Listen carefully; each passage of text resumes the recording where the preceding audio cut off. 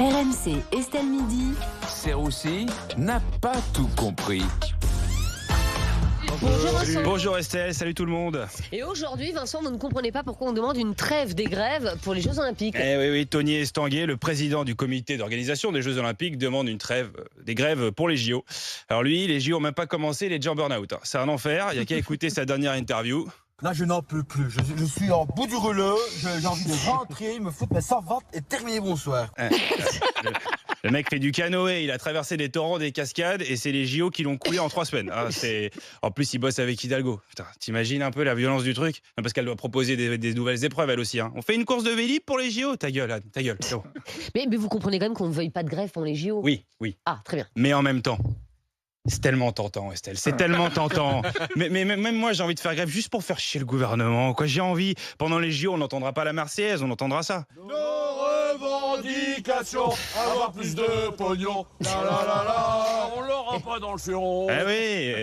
Une belle image de la grève. Exactement. On est français. Oui. C'est le sport national, comme vous l'avez dit. Moi, ce que je comprends pas, c'est qu'on n'en fasse pas une épreuve olympique. Voilà, c'est tout. On gagnerait. On gagnerait. En plus, c'est tout bénef. S'il y a grève, ceux qui affronteront les CRS renforceront directement les rangs des athlètes paralympiques. Franchement, c'est carré.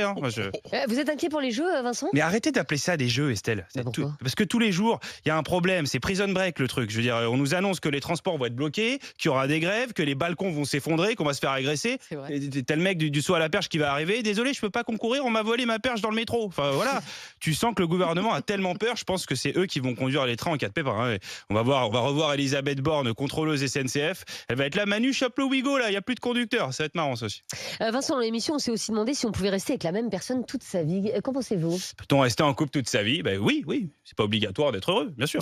Évidemment. Oui. On peut vivre avec la même personne toute sa vie. D'ailleurs, je voulais un peu demander à Fred. Oui, du coup, non. On va demander à Pierre aussi. Non, mais du coup, non. On va demander à Emmanuel. Non.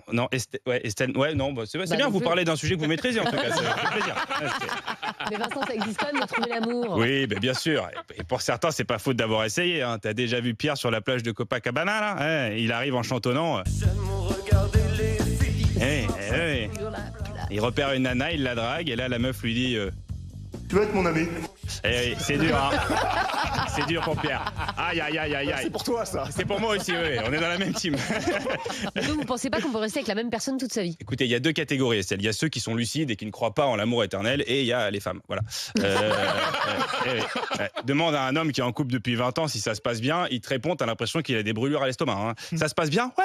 Un peu dur, mais ça va. Il faut voir les couples qui sont restés 60 ans ensemble. D'ailleurs, ils s'appellent même pas par leur prénom. La femme, elle appelle son mari, elle fait « Oh, Il y a 400 personnes sur place, même lui, il se reconnaît.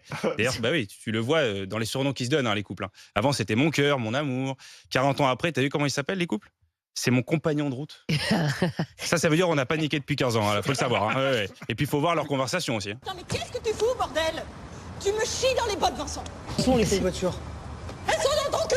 La tendresse, l'amour, ça donne envie. Vous êtes un peu pessimiste quand même. Non mais Estelle, ça reste des blagues évidemment. Moi je crois en l'amour éternel, en l'engagement qui est une belle valeur. Et j'ai des exemples autour de moi, des personnes qui sont restées toute leur vie avec la même personne. Mon cousin, Samuel Cohen, ça fait 43 ans qu'il vit chez sa mère. Voilà, c'est possible. Merci beaucoup Vincent Serroussi, tous les jours dans Estelle Midi à 14h50 et puis en podcast évidemment si vous voulez réécouter les chroniques de Vincent. rmc.fr, l'appli RMC et toutes vos applis de téléchargement.